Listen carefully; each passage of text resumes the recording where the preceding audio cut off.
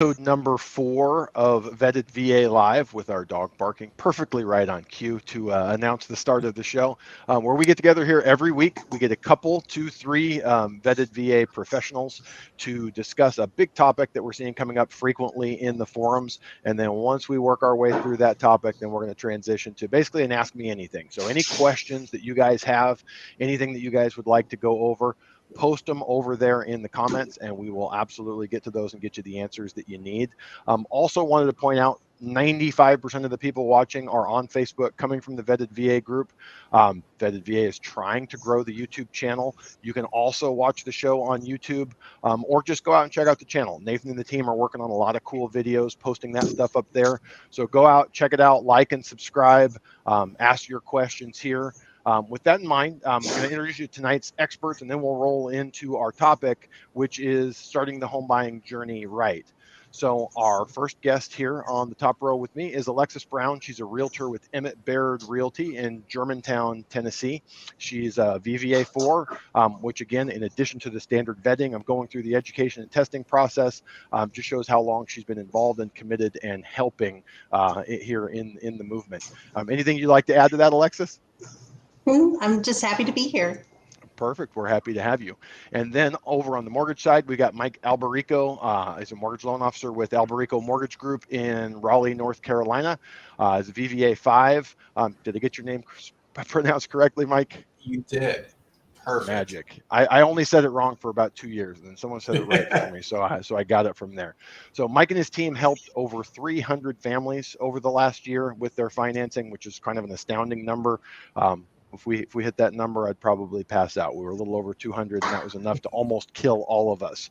So you must have a good team there. But with that, why don't we jump into starting the home buying journey right? And the reason why that's important on almost every moderation day. So every 8 days, all three of us, or each of us three, are on moderation duty, and a version of this question comes up in the forum. We've decided to buy a house. We don't know what that means, or we want to buy a house. Where do we start? Who do we talk to? So two big pieces of that, the real estate side and the mortgage side. And with that in mind, why don't we start with the idea of how do you pick your professionals? Those are the people that are generally going to start the journey and walk you through that. Alexis, if someone comes to you and they're on the other side of the country where your network doesn't extend to, and they say, hey, I need a realtor, I want to use my VA benefit and buy a home, where do you start them with? The very first step is to try to seek out an agent. So how do you do that? Check in with friends and family first. Now, if you're military or you're new to the area, you don't know anyone, the next step, if you don't have friends and family in the area, is to reach out to local Facebook groups, community groups, whether they're attached to the base or they're in your community. Something else you can do is if you're active duty or reserves, you can also reach out to people at your command. So command leadership, your sponsor, department heads, and also the base housing office. The base housing office is also a really good resource. Perfect. So beyond that, what I always like to say, it's really good. Trust but verify, like we say here in Vetted VA. So you get a name, or you get 2 or 3 names of realtors. What should a potential or prospective home buyer be asking that realtor? What's important to know about them and how they're going to work with you in being able to determine which professionals that were referred to you might be the best fit for you and your family? Right. Well, if you're utilizing your VA home benefit, which most people here at VA are, it's good to kind of start out and asking the agent, hey, are you familiar with a VA loan? How many VA loans do you close a year? Something else is, do you have a connection to the military community? Sometimes when we're seeking to do business with people, we look for people we have things in common with. And for most, if you're new to an area, PCSing, or you don't know anyone, you try to find people you're connected to, whether it's church, military connection is another great example. So that's what I've always done when we PCSed. Perfect. And in addition to saying, so how much VA business have you done? And the thing, maybe we should talk about why is that important? What's different about a VA loan versus, I mean, an agent could have done 100 sales last year. Right. Why would it be problematic that experienced solid agent has not done a VA purchase? Well, because there's things that go along with the VA loan that make the VA loan unique, not challenging, just unique. Okay. So people need to, the professionals that you have on your team, they really need to understand the ins and outs of the VA loan. For example, some of the non-allowables that go along with the VA loan. Another one is the minimum property condition, the minimum property requirement, Chapter 12 of the VA loan handbook. Things like that. You need to make sure that the professionals that you have on your team are educated and aware of setbacks that could potentially come with the VA loan, but also the benefits that come with the VA loan. Because remember, the VA loan is in place to help veterans. It's there to protect veterans. And with that in mind, the thing that's funny, Mike, I'm sure you see this also. We qualify people for their VA loan. They call and say, hey, I'm eligible. We run the benefits. We get them super well qualified. And then you send them out and they say, well, the agent that I found said no one will accept a VA offer. Are you seeing that much on the loan side, Mike, where we're having to sort of resell the benefits of the VA loan and educate an agent who's not experienced with helping VA buyers? Yeah, absolutely. I almost have the routine down, not like a script, but I'm so used to unfortunately having to do it. And that's why I like to piggyback on what Alexis said is when I do have veteran clients, if they don't have an agent, I always try and point them into the direction of somebody that has worked with multiple veterans. I have one gentleman we're trying to get him through vetting right now that he's from Fayetteville. He lives in Raleigh. That's where Fort Bragg's at. But I'd say about 25% of his clientele is VA. 25% of my clientele is VA. So, he knows the ins and outs of what to look for when you're at the property. He knows how to sell it to the listing agents. And that's the biggest thing is not necessarily using the term sell, but properly explaining it. Had the same thing happen recently. I'm trying to get the vet on for one of our podcasts, but it was in Boone, North Carolina. He was a graduate student at Appalachian State. He qualified just off his VA disability pay. And the agent was calling me trying to convince us to go conventional. He had the money down, so we showed assets to prove that he had down payment, because that's a common misconception is that the vets don't have money for down payment. Well, they earned this benefit to use 100% financing. That money can go elsewhere, especially with him being in graduate school, his wife working. You might want to hold on to some of that money. And ultimately, when we explained it and got through the misconceptions of the VA loan process, they ended up going VA. We didn't have any issues with the appraisal, and it closed in like 28 days. So it's constant education. And that's why it's important to have a professional not only with the real estate side, but on the mortgage side. I just took a loan on that USAA decline because they didn't understand how to structure the loan properly. So it's so important to have people in your court that are going to fight for you as the vet. Well, in the context of this discussion, we're talking about, okay, someone decided to buy a home. Where do they start? What do they do? And start with your pros. So Alexis had kind of walked us through on the real estate side. How do you get a recommendation or a referral for a pro? We deal with something a little bit different on the mortgage side because it's really hard, although more common than it used to be, to buy a home without getting in a car with the realtor and going out and looking at homes. You're going to be local to them. You're going to see them. Mortgages are done online much more easily than that. So you already just hinted there at a situation where USAA, it's a company that serves veterans and markets to veterans with their products. And that's one that a lot of veterans start with. We have a few others, Navy Federal Credit Union, Veterans United. So big online lenders, in addition to the biggest of all of them, Rocket Mortgage is out there marketing everywhere. They also do VA loans. So when you have someone who may start with, oh, this is easy. I have all of these things in my inbox telling me they can do a VA loan for me. What would you caution someone in a state where you're not approved and they're looking to start their VA buying process and get pre-approved for their financing? How do you recommend that they vet the person that they're talking to and what's important in a mortgage lender? Absolutely. That's a great question. So like Alexa said, it's similar with loan officers. How much of your business is VA? Knowing the right questions to ask. I mean, that's what a lot of our vets are learning in the group. I had a veteran asked me about residual income calculation. A lot of lenders don't even know the proper way to do residual income calculation. This vet was well educated and already had a rental property, wanted to make sure that they qualified. So asking qualifying questions, That's right. pest inspections vary from state to state. So you need to know the ins and outs. And if you're really skeptical, you can ask if you can get a full underwrite done with the VA process. And that'll help strengthen the offer as well, because lots of lenders do that. A lot of them do it on conventional, but this way that you know that all professionals can make mistakes. We're all human beings, but by going through that underwriting process, that'd be one thing I would ask in this tight market, is that way we can have everything signed off on the VA underwrite. Just asking, have you pulled my certificate eligibility? Questions like that, just simple qualifying questions. And as I'm thinking about this, it maybe could be like a little one-page thing that we can put together for our vets to ask how to qualify your lender. Absolutely. And you say getting the certificate of eligibility, and it sounds absurd because you're like, that's the most basic fundamental thing in terms of, hey, income, credit, and also eligibility for the program. But I can't tell you, it's at least once or twice a year that someone comes to me and they were quite deep into the process and they're calling in a panic because they can't get a certificate of eligibility. Now, we all know some of them will get it. Many of them never were entitled. They didn't have the service requirements.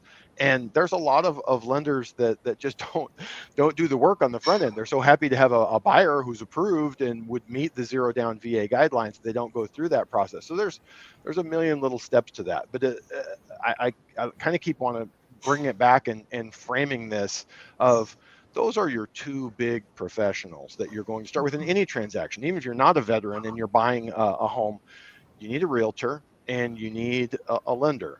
So one of the big things we always get, a question we get is, well, which comes first, the chicken or the egg? And why, when I talk to a realtor, are they always trying to send me to their buddy to pre-approve me? There's always this thought that there's some big conspiracy with realtors and lenders about why they always want one to talk to the other.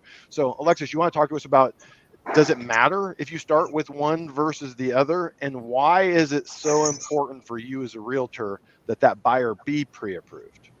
Okay, well, it kind of depends on where you should start. So I truly do believe the very first step in home buying is always to get pre-approved. Okay, always. However, if you do talk to an agent first, if someone talks to me first, then I still walk them through the steps and obviously guide them towards a lender, letting them know that, yes, we're having this conversation, but I'm not in control of lending the money. You need to talk to a loan professional. So that's always kind of like the very first step, is talking to a loan officer, a loan professional, and then talking to a real estate agent. Now, there are times, though, for some active duty military, for example, that you might get orders 9 months out. It might be a little too early to start talking numbers, definitely too early to lock in rates. So sometimes for those individuals, it's okay to reach out to an agent perhaps first, just so you could kind of get a lay of the land. You're moving to a new area. You want to talk about schools or what the current housing market is, or maybe even rentals, that sort of stuff. So it just kind of depends. Everyone's situation is different. And just to kind of clear up that misconception for anyone watching at home, there are no kickbacks. There's no realtors not looking to get paid, say, go to this person. No. It is actually against the law. Yes, The that's Real right. Estate Settlement Procedures Act, everyone involved get in big trouble for that. Doesn't say, not to say like anything else, if it's against the law, someone's breaking the law. But for the most part, that is not at all what it is. The real estate professional is trying to make sure that they're servicing you well by getting ahead of the game, getting all your ducks in a row, and not taking you out, showing you homes that are $400,000 when you're qualified for $325 and breaking your heart. So it's trust factor, if I can comment on that. It's not there, like you said, it's not kickbacks or anything. Seasoned agents have built a relationship with a mortgage professional because they trust them. even if it were allowed where you could pay for business, if you keep messing up a loan, that agent is not going to trust you. The real estate, or excuse me, the mortgage professionals holding that real estate professional's paycheck in their hand and the client's due diligence money. That is an important part of the transaction where trust is the biggest thing more than anything. And that's why they highly recommend their person. And Mike, that's one of the big differences there between a local lender with a relationship to your realtor, or even, Mhm. in smaller areas where I am here in Orange County, California, there's a ton of realtors and a ton of lenders. We may never cross paths.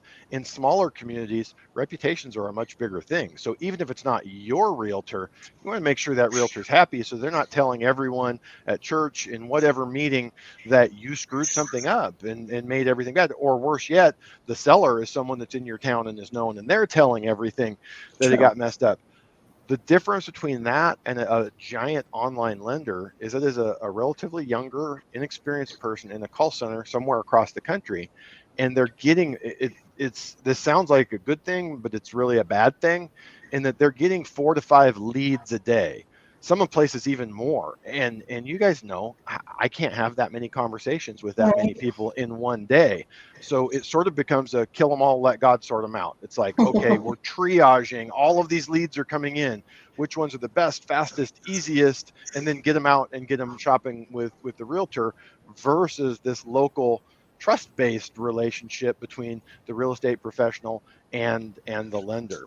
So, Mike, with that in mind, you've gone out, you're a potential buyer, you've looked around, you've talked to a realtor or two, you're pretty sure who you're going to use, and you've talked to a lender. Now really that first step is getting pre-approved, and there's some pretty big misconceptions between pre-qualification, pre-approval, what that process should look like. Why don't you walk us through, with your team, what a pre-approval looks like, what you're asking the client to do, and what they can and should expect, and what the benefits are for them in that process? Yeah, so one of the things I'll always do is have an initial conversation, and this can kind of go back on when you're choosing a professional to kind of get an idea what the family's goal is, whether it's payment wise, location, etc. Because a lot of times when we're here to talk about, you know, where do we start? A lot of people think, all Mhm. right, I just go fill out an app online. What's the most expensive house I can get? Here's my letter. Let's go. Well, there's a big difference between, especially with the VA loan, because we're so flexible in VA lending on what you can qualify for and what you actually want to afford. So always look at doing a pre-approval. To answer your question, we don't really do pre-quals where it's kind of a quicker manual calculation. Here's what we think you can do. The pre-approval, we look at income and assets. Normally a hard credit check, which we can get into that a little later. To go back what Alexis was saying, if you're 9 months out, I might do a soft check. What that allows is me to at least get a score in debt so we can put something together, and that lean more towards the pre-qualification. But if you're ready to go shopping, you need to do a pre-approval, especially in Mhm. our market now, because you want to have the strongest offer possible. So what the pre-approval entails with, a lot of times we'll send a link to do it online. It's just easier for the client to do that, or we can take it over the phone. Is we get a good snapshot of how everybody's finances look, their income, their assets, credit history, etc. And then we have that initial conversation about building a budget around everything right now, especially in a rapidly changing rate environment. We want to make sure that not only are you qualified, but is this payment going to work for you and your family? So that's like the very first step. And what you were saying with online lenders is nothing against them, but if someone's like, "Oh, here, just fill this app out and we'll look at it later," Right. it's a pre-approval is an initial conversation, in my opinion, to set the standards and the goals and go over what the process is so that everybody understands it. Mike, it's funny. Communication's important. 1,000%. Mike, Communication, definitely. one of the things you were saying that kind of triggered something to me. I started doing this in 1995, and I'm sitting here saying, why was pre-qualification ever a thing? And you look back, well, in 1995, it wasn't nearly as easy. We're so used to your phone can take a great scan and you can get good documents over to people immediately. So we would do an upfront pre-qualification till we could set an appointment for the people to come in with their giant stacks of paperwork, and you could take photocopies and put everything here. So at least the realtor had a ballpark idea, but it really is that antiquated an idea. Just like you would never fax us over a ream of documents, you wouldn't go through a pre-qualification because it doesn't give you the solid information that you want. It's Nathan, we almost did have like we're shifting to, instead of pre-qual versus pre-approval, almost from pre-approval to fully underwritten, because so many lenders are offering that now to set apart the client's difference to where like pre-qual will almost completely go away. And so like no, pre-approval will be like a weaker one, even though it's not, because you run a computer underwrite and everything like that. But it seems like those are the two that you want to focus on in this market, especially the misconception of the VA loan. In a more normal market, we would rely on that upfront underwritten file for, like you said earlier, it's kind of a hairy file. We're pretty sure it qualifies, but let's make sure we have an underwriter rubber stamp it and tell us the same thing. Now in the current market, we have a gold-plated borrower, and we're probably still going to send it out for that underwriter rubber stamp just to give you additional strength when Alexis or your realtor goes out to write the offer. Nathan, we actually had a good question pop up here, and I love this question, get it all the time. But one of the users says, how soon is too soon to get pre-approved? So Mike, if someone comes to you and says, hey, we want to buy, but we're not sure, could be summer, could be fall, we might even push it off till next spring. How soon is too soon to start that pre-approval process? I don't ever say it's too soon. A credit report's good for 60 days in most cases, and you don't want to always recheck credit. But I always suggest, like I said, we have the ability to do a soft credit check, which gives us the credit score and debts and everything like that. But if you're even a year out, one credit check is not going to ruin your day. It might have a couple of point impact, but God forbid there's something on your credit. I've had spotless borrowers that had a $15 medical collection because someone didn't file something properly with insurance, and it'll eventually get fixed if it's an error, but that can take 3 days, 3 weeks. So you want to be prepared, because the last thing you want to do is, all right, say you were pre-qualified and Alexis takes you out to get the house. Now you actually have to dig deep into it, and oh, we have an issue, and that dream house of yours is gone. So in my opinion, there's never too early to start looking at it and reviewing everything. And then you can formulate a plan and say, all right, here's what we got. Even if you're 9 months out, I know it's hard to tell where we're going to be at 9 months with rates, your employment, et cetera. But if you keep everything on track, try and, not take on any unnecessary debts, keep your credit card balances low, et cetera, then you can be prepared well in advance. So the short answer is never too soon in that long-winded rant I just said. No, that's exactly the answer that I give. It is truly never too soon. A lot of times people will follow up with, well, I don't want to waste your time. I mean, I'm not doing anything soon. It's never a waste of our time. It's an investment of our time to sit with you and help you formulate a plan and a budget and be ready to go. And like you said, Mike, it doesn't happen often, but it's also not that infrequent that something pops up that someone's not aware of, that now we've got time to clear it up when there's no stress there. So in the bigger picture, someone's popped up and said, okay, we want to buy a house. Where do we start? We talked about finding a realtor. We talked about finding a lender. We talked about getting pre-approved. So let's say someone's arrived at that point and you now have a pre-approved buyer that wants to work with you, Alexis. What's the next step? Where do you guys go from there? The next step is hopefully their lender has already gone over their comfort level. Often when buying, it's not what you can afford, it's your comfort level. So it's important before you go out and start looking at homes with an agent or setting up a search that you understand at least your numbers for where you are pre-approved at that time, at that moment in time. But from there, we're going to connect and get together, go over what you're looking for in the house, what your family's needs are versus what their wants are. It's very important to know the difference between the two, because there's a lot of things I want and not necessarily things that I need. In today's competitive market too, sometimes picky buyers who have a very long list of things can overlook decent houses. Inventory is a little low, so you don't want to get too far off track with the type of property that you're looking for.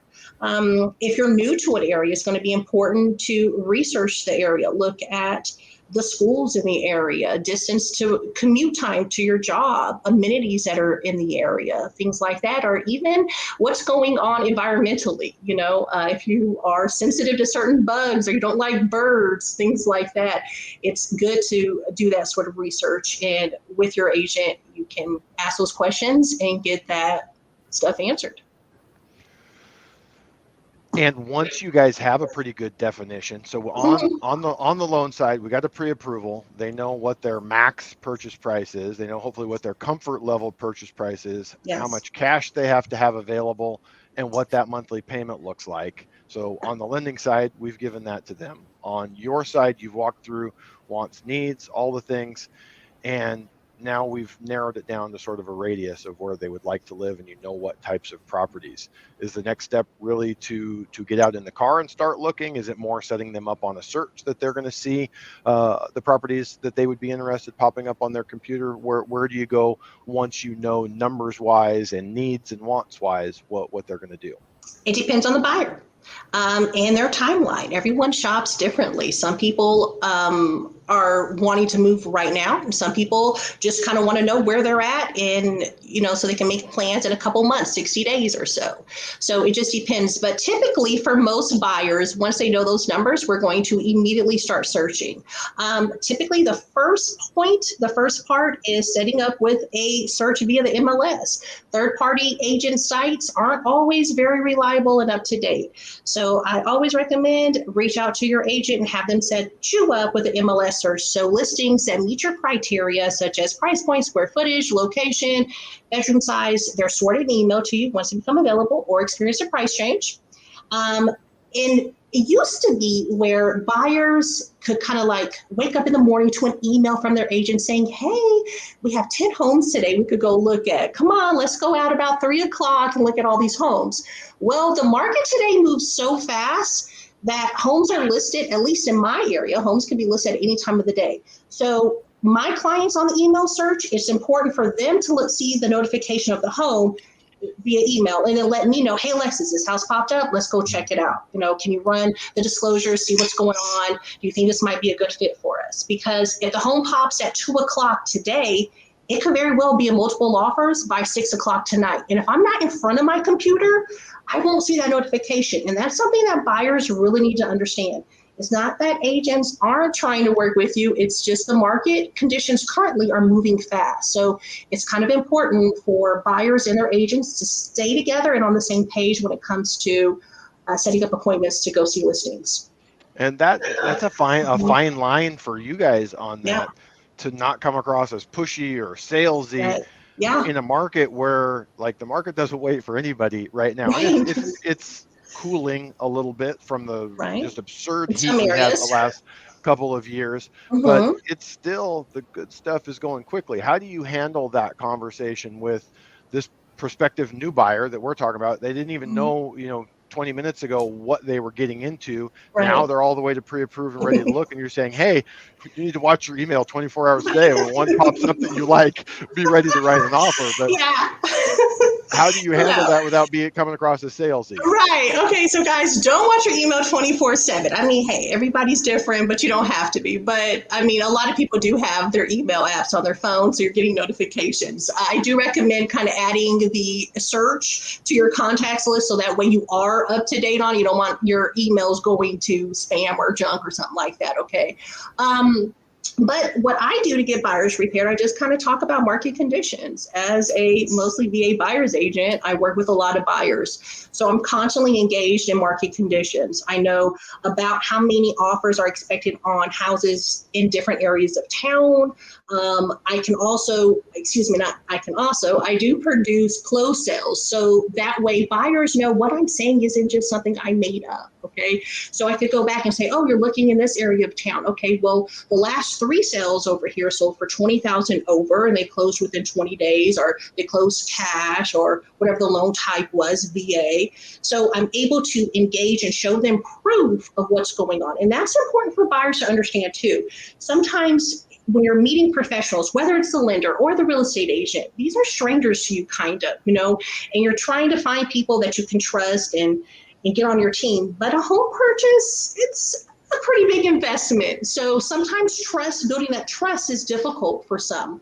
And it's important for me as an agent to make sure the information that I give to my clients, that they can easily research that themselves. They can see that this is public information. This house on 123 Maple did sell for $40,000 over, like Alexis said, or this house on 345 Brown Street did sell for $50,000 over, and it went on multiple offers within 2 days of being listed, things like that.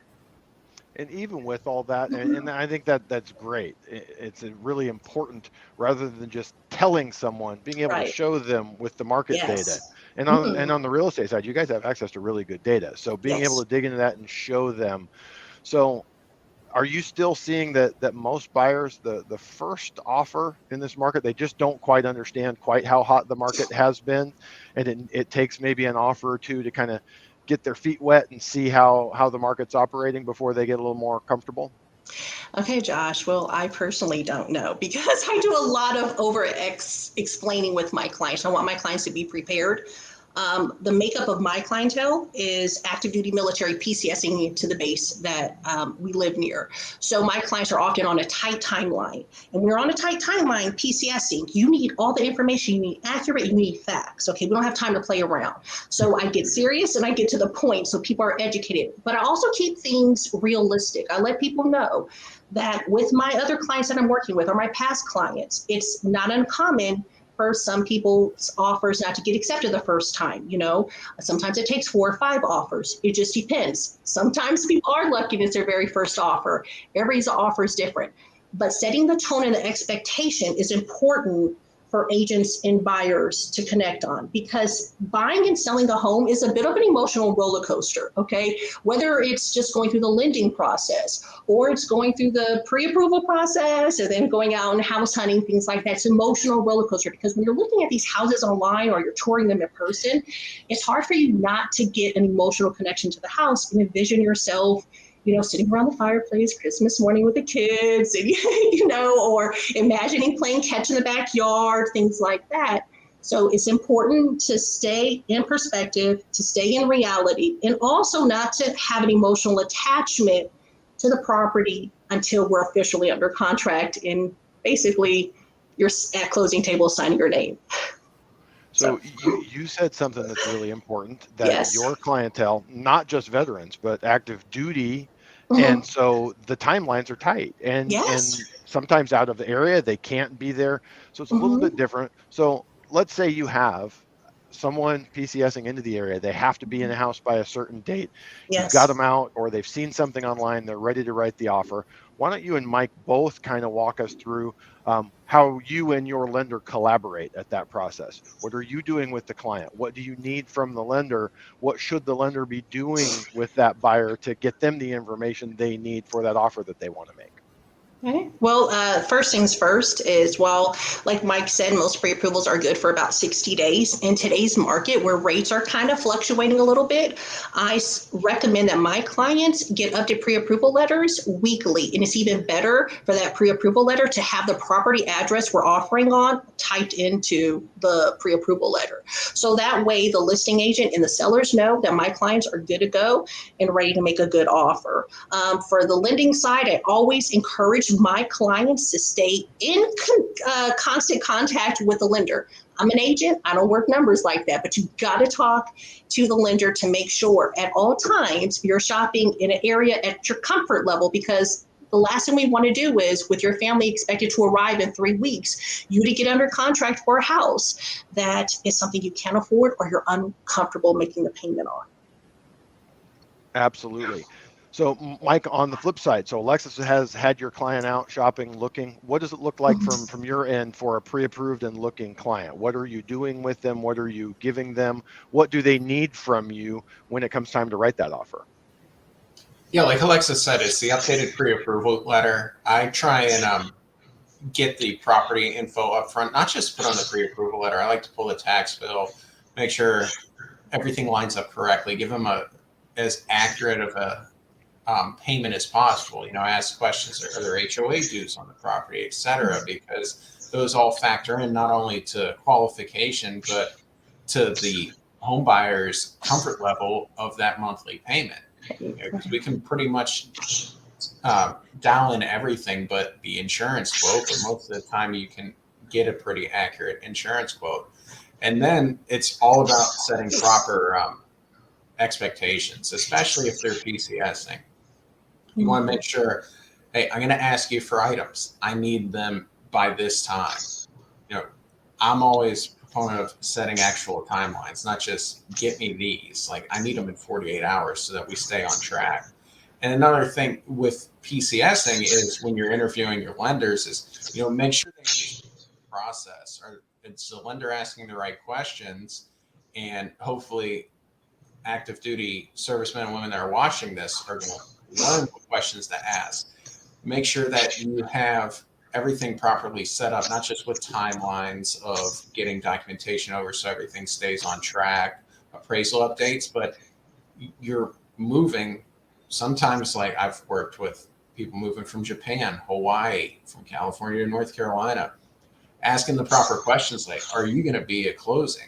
Because then we have to Right. set the proper signing documentation. Are we going to mail the docs to you and you're going to sign on the front, JAG officer on a base? Are you going to have a power of attorney? Is your spouse going to come ahead of you and sign for you? Then you have to have, it's not hard to get proper documentation in place, but working with the correct professional, you have to have a live and well cert. Are you going to, did they ask you for your commanding officer's contact info?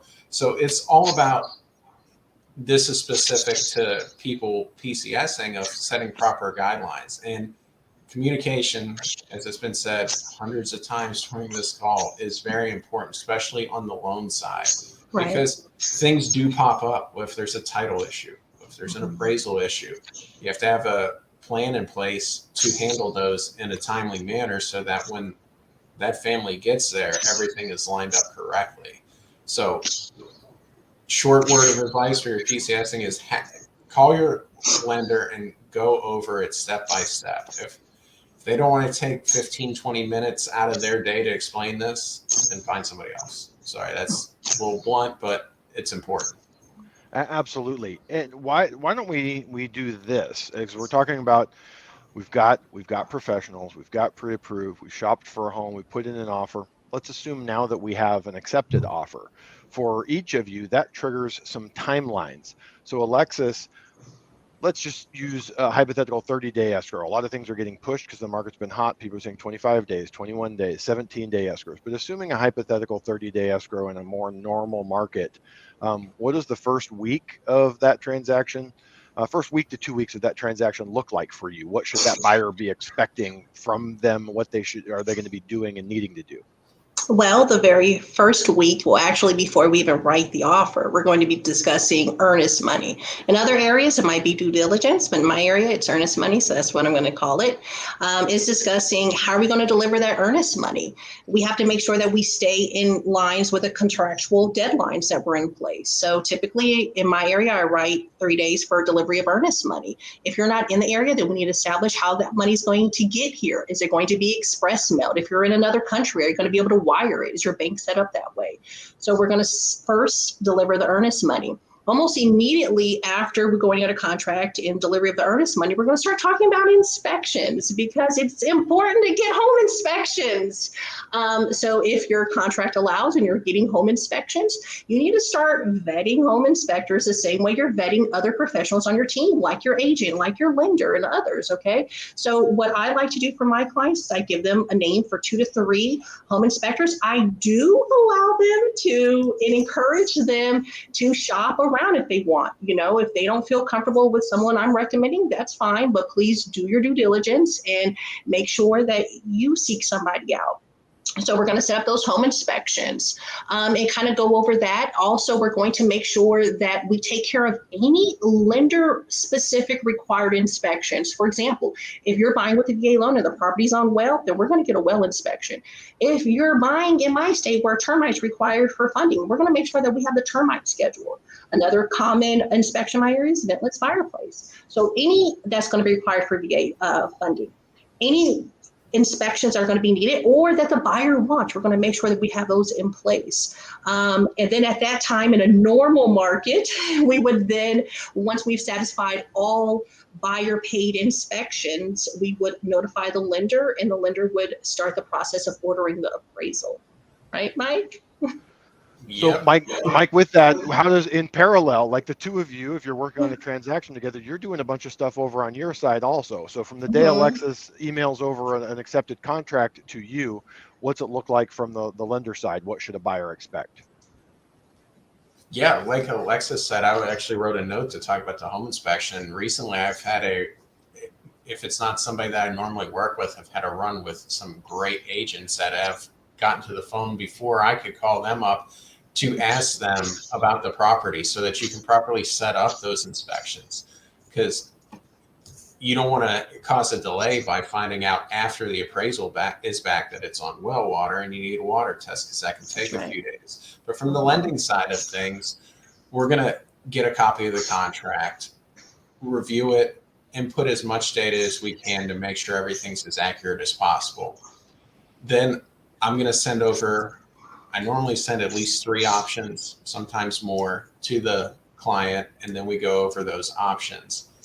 In this market, if you like it, lock it. The market is way too volatile. It's ultimately your choice. You can try and play it and hope for a bad day on the stock market like we had today, and rates, you might save $800 there, but you're also risking losing thousands. So that's always my advice. If you like it right now, lock it. So what I mean by that is you have a conversation with your loan professional. He shows you 3 different options. Have them explain the difference in the options, because lower rates obviously have lower payments, but they might have more upfront costs and vice versa. And that's something that your LO can explain to you. And then once that's set, by rule, we're supposed to have a loan estimate out to you within 3 days. Most of them will have it out the same day. And what that allows us to do is send all the necessary disclosures out. A lot of them are boilerplate canned disclosures, like we complied with the Equal Credit Opportunity Act. We're going to pull tax transcripts, but there are loan-specific items, especially like VA questionnaire. We're going to ask about child care expenses. If you have any questions about that, like what to put, just stop and call your loan officer, because if you have any questions, it's easier up front to get these answered than in the underwriting process. So once all those are signed, it's called the intent to proceed, and allows us to start ordering items on your behalf, like the inspection, title work from your, if you're an attorney state, North Carolina's attorney state, you order it from a law office. Other states, it's title, you order it from a title company. Make sure the pest inspection's ordered as Alexis said if required. And insurance, if you already have that picked, then you get into underwriting. And I'll pause there because we're on the first week. No, that's a good spot. And what I wanted to just remind anyone watching at home, if you're watching this and you like this content, you want to go even deeper on it, last week's entire discussion was getting the most out of your appraisal and your home inspection. So we went for about 45 minutes just on those 2 topics. So if it interests you and you're in that phase or you're getting close to it, go check that out. We had our experts really walk through and break that down. So Mike, at this point, you submitted to underwriting. We're at the early part of the process. What's the expectation from the buyer for there as we start moving forward? Well, now we're kind of waiting on items to come back that we already ordered out, like the appraisal. Those take about 10 days. A lot of times it's going a little bit quicker, at least in my area, we're starting to see. Title work to come back from the attorney, and your insurance declaration paid. So those are the items we're waiting on. What happens in underwriting is they review your loan application as well as all the documents that you gave us for accuracy, like your pay stubs, W-2s, etc. And then they'll occasionally, our goal always is to have the least amount of items needed from underwriting once we submit, but they will come back occasionally, if not always, and ask for items here or there. Like maybe you didn't have your orders if you're PCSing yet. So the lender will come back and say, hey, we have your conditional approval.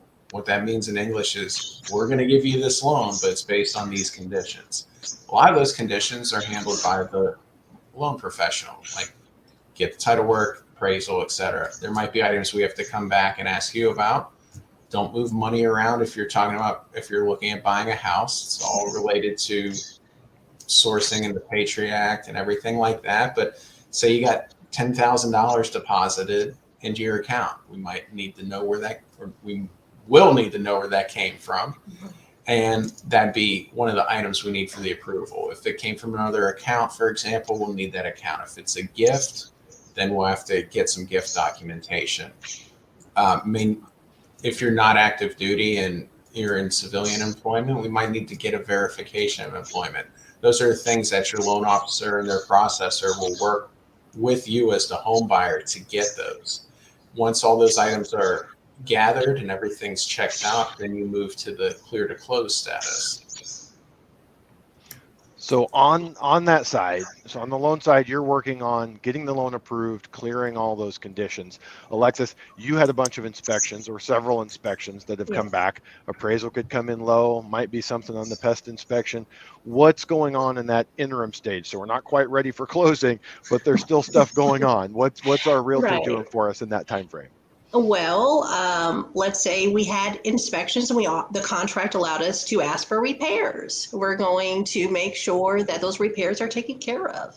And it's often good for buyers to make sure certain repairs are done by licensed qualified professionals. For example, like electric work, you're going to want to make sure someone licensed is taking care of that, plumbing work, septic stuff, things of those natures. Then while your loan's getting worked and the appraisal comes out, if value is met, then we're good to go. It's smooth sailing until the final walk. If value is not met and we go into a process called Tidewater, at that time, myself and the list agent, if I'm the buyer agent, myself and the list agent will come together and we will produce comps that we feel can support contract price and submit them to the lender, and then the lender will submit them to the appraiser, and then kind of go on from there. Like you said, Josh, we could reference last week's call about that. But let's say we did come to an agreement on appraised value, whether it met contract price or we had to negotiate for a lower price. Before I get into that, though, it is important to note that depending on how your contract is written, oftentimes, if appraisal comes in low, the contract is back up for negotiating. So sometimes those repairs that you negotiated early on during the first week or 10 days of the contract, sometimes those could be taken off the table, or a home warranty, closing costs, things like that, or even the closing date that you desired. Those things can be renegotiated at that time. So it's very important to make sure that your contract is written to where you understand that these things will be renegotiated should appraisal come in low. Anyway, so after we pass the appraisal stage, then the next stage, once we get clear to close, it depends on when clear to close comes in. It kind of varies, but typically we do a final walk. A final walk is really important. Do not do your final walk, okay? Because the purpose of the final walk is to show you, the buyer, that the house is in the same condition or better condition than when you first went under contract, okay? Now, oftentimes during the final walk, it's usually a couple days before closing, the sellers may be moving out or the house might be vacant.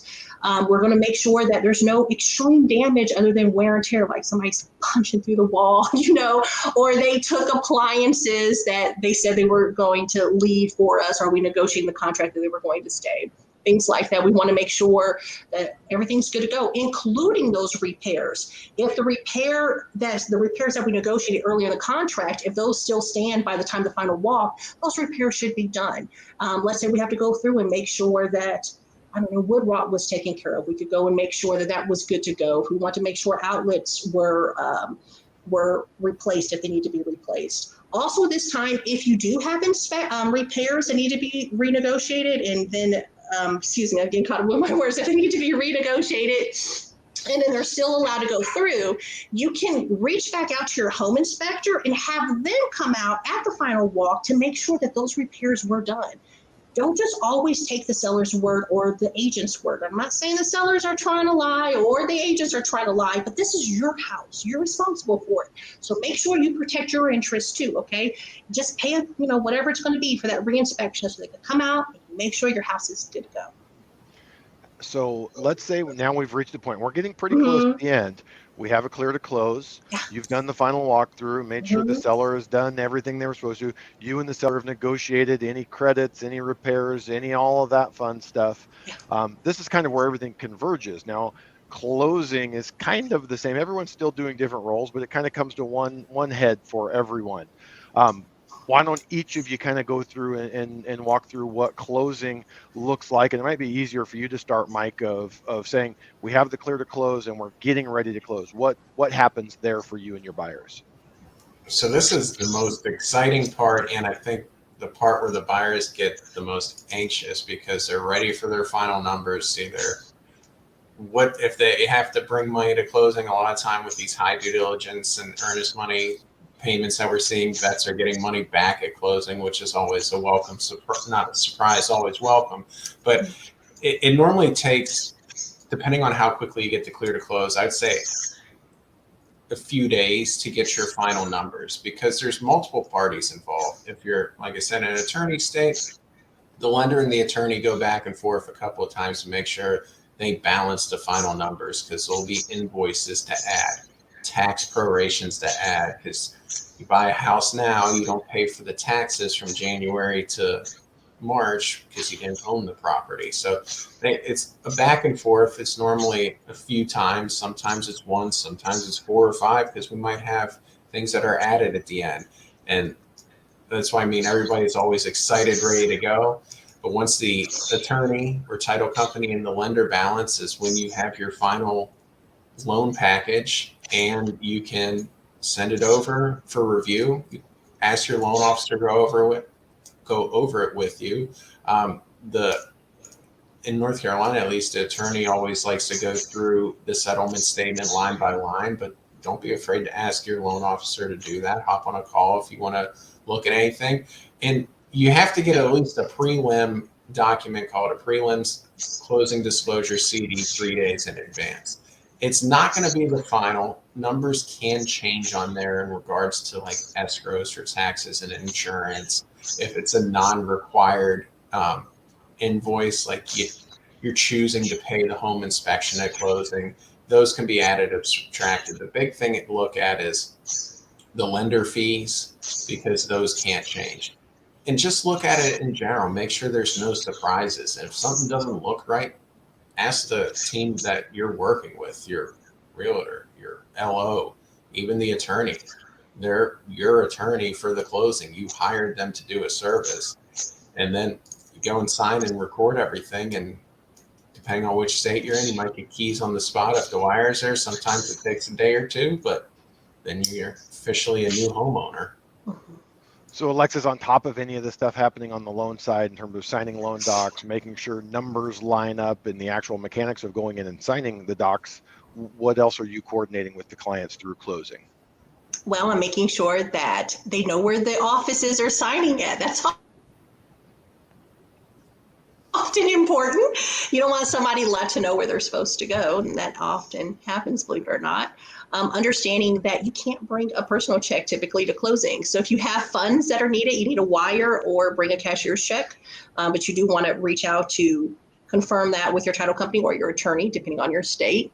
And to go over possession, like Mike touched on, when is possession given? That's sometimes buyers don't realize that until the end. They need to be told that in the beginning of the contract, so you're aware. So that way, when you're making plans on moving in, getting utilities set up, having the truck come, having your HHG delivered, you want to make sure that it's all in line with the contract terms that all parties agree to. You don't want to show up day of closing and you haven't signed and you're thinking you're going to move your stuff in. It doesn't work that way, at least in my state. So in my state, possession is given upon funding. When basically the buyer pays the seller, that's when possession is given. So it's important to go over those terms as well. Also, to make sure, in addition to those items we talked about, the final walk, if there's any funds to be paid to the seller, let's say we negotiated repairs that needed to be done. Like, for example, in the wintertime, there's certain stuff outside that can't get done, like lawn work, things like that. We want to make sure that those lender checks, the vendor checks are in line and ready to go ahead of that too. So that's some of the stuff there. Also, home warranty. That's something important too. Oftentimes, if you're negotiating a home warranty or you've asked for it up front, it's important to make sure that it's on the CD or it's going to be somewhere in the closing file, whether the seller paid for it directly. You're going to want confirmation of that. We saw that question pop up. I don't know if it was this morning or the day yesterday here in Beta VA, but someone had a problem with their home warranty not being paid. So you want to make sure those sort of things, by closing are paid and good to go. So we've given everybody a pretty broad overview, deep and broad overview of, so you want to buy a house, what does it mean? What do those steps look like? You want to find your professionals. We went through how to vet them. What does it mean to get pre-approved? What is your realtor going to do once you've been pre-approved? And then once we get an offer out and accepted, what does the process look like? So hopefully, if you didn't have any idea where to start, the two pros here have kind of walked us through exactly what you need to know. I think you guys did a great job of giving us really an A to Z of what to expect. And it does vary in different parts of the country, but it's also very, very similar for the most part. Yes, sir. With that, either one of you have any closing thoughts or comments that someone who's thinking about buying their first home and has no idea what they're getting into that they should know? Just have an initial conversation from the lending side. We're all willing to have a one-on-one conversation, whether that's over the phone, if they are local and you want to meet with them, even via video conference is what a lot of folks are doing right now, especially ones that are relocating. Just ask questions. There's no such thing as a dumb question. I'll get, this is probably a dumb question. No, it's not. I bought my first house 12 years ago before I was in this industry, and I didn't ask questions because I didn't know.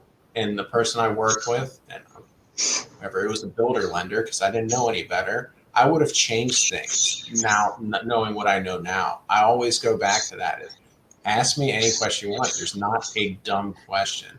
And just get a feel for the process. That's what, I had someone reach out to me today that was referred over to me from a friend. I don't know where to start. I tried going to Google. Hey, here's my calendar link. Let's just take 15 minutes and I'll tell you what you need to know. And 99% of the time, you're going to come out with more knowledge and feeling better about the process. You might be ready to go before you even know it. So that's just questions when it comes to the lending side. And if they're not willing to have an initial consultation with you, then find someone else. If they're not helpful on the front end, they're not likely to change the process. It's garbage in, garbage out. How about you, Alexis? Any closing thoughts or big overview? Yeah. In addition to making sure, you communicate with the professionals that you want to do business with, it's also important to keep a level head. FOMO can get the best of you in this market. FOMO, for those of you that don't know, is fear of missing out. Buying a house is a big investment. You want to make sure that you feel good about it. You've checked everything out. You've asked all the questions. Knowledge is key. Lean on your professionals for questions. Like Mike said, don't go to Google. Now, of course, you can go to Vetted VA for questions and answers and things like that. But please lean on your professionals. They are there. They're the boots on the ground if it's your agent, and the lender is there helping you with your numbers. Okay. If something doesn't feel right, speak up and say something. I often encounter clients who won't speak up when they feel uncomfortable about something. No, you need to speak, okay? This is just like any other relationship in life. Communication goes both ways. So speak up and think things out. Don't just jump in. That's the best advice I got. And again, down here from me, I get the benefit of 4 weeks here to watch and hear the experts. And some of the things that jump out to me is hearing the same comments, the same thoughts, the same ways of doing thing, which is very detailed, which things that should be common industry practice that aren't necessarily common industry practice. And by no means am I trying to say that is unique only to vetted VA professionals, but we have very low barriers to entry on the mortgage side and the real estate side. So it's the exception rather than the rule. So the most important part to having a stress-free or as stress-free a transaction as you can is that first part, is picking two good pros who are answering your questions, giving you the knowledge and expertise, and have a defined system for getting you to success. So again, check with the base, check with friends, check with family, check with community groups, check in with Vetted VA. We have a vetted crew here that's a good place for you to start, adds people to talk to. On the real estate side, we're still trying to add more realtors since they are more local than lenders. So we may not have someone local to your area, but the map is a great place to start. With that, I will let everyone out this week. But again, remember, if you're interested, there's some other good educational videos, great educational videos out on the YouTube channel. Go check that out at Vetted VA. Just search for it on YouTube. Like and subscribe. You can watch this here without being in the group. For those of you who are members and you have questions, if you would like a more depth, longer question answer like this, post a comment. Show up here every Tuesday, 5 o'clock Pacific, 8 o'clock Eastern, and we'll be here for about an hour. We'll cover a topic in depth, and then we'll answer you guys' questions. So with that, again, thanks, Alexis. Thanks, Mike, for your time, your great expertise. Thanks for Nathan for keeping everything moving here forward, and we will see you guys next week.